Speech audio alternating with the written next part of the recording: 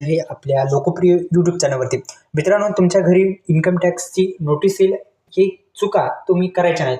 आता तुमचं जर बचत खातं असेल तर जाणून घेऊ काय आहे. एक नियम आहे, त्या नियमाच्या संदर्भात माहिती पाहू.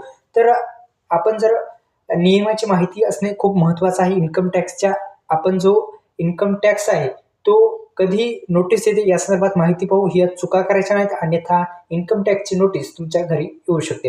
एक छोटीशी चूक तुमच्या मोठी समस्या निर्माण करू शकते. त्यासाठी तुम्हाला आयकर विभागाकडून नोटीस देखील मिळू शकते. विशेषतः म्हणजे बचत खात्याद्वारे व्यवहार करण्यासाठी काही विशिष्ट नियमाचे पालन करणे अनिवार्य आहे. जर हे नियम तुम्ही पाळले नाही तर आयकर विभागाच्या तुमच्यावर कारवाई करून एक नोटीस सुद्धा पाठवू शकते. या पोस्टमध्ये आपण बचत खात्यामध्ये व्यवहार करण्यासाठी काही महत्त्वाच्या नियमावर चर्चा करणार आहोत. या यूट्यूब चॅनलला आपण सबस्क्राईब केलं नसेल तर अगोदर सर्वांनी सबस्क्राईब करून बेल आयकॉनला ऑल प्रेस करायचं आहे आणि या यूट्यूब चॅनलला सबस्क्राईब पण करायचं आहे. चला तर थेट पद्धतीने व्हिडिओला सुरुवात करूया. तर आयकर विभागाच्या नियमानुसार जर एखाद्या व्यक्तीने एका आर्थिक वर्षात त्यांच्या बचत खात्यामध्ये 10 लाखहून किंवा त्याहून अधिक रोख रक्कम जमा केली तर त्या बँकेला ती माहिती आयकर विभागाला कळवणे बंधनकारक आहे. हा नियम तुमच्या सर्व बचत खात्यांना एकत्रितपणे लागू आहे.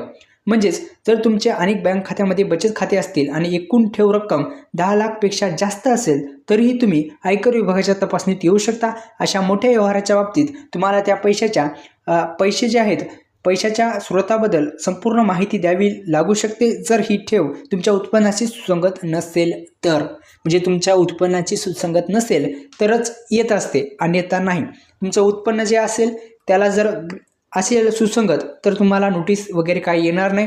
जर ही ठेव तुमच्या उत्पन्नाची सुसंगत नसेल तर विभाग तुमच्या विरुद्ध चौकशी सुरू करू शकते. म्हणजे ते 10 लाख रुपये कुठून आले, काय आले, असं सुद्धा आयकर विभागाच्या माध्यमातून ती तुम्हाला नोटीस बजावून हे तुम्हाला उत्तर तिथं द्यावे लागते. 10 लाखपेक्षा जास्त तुम्ही रक्कम एकदाच जमा केली तर किंवा अकाउंटमध्ये तुम्ही ट्रान्सफर केली तर.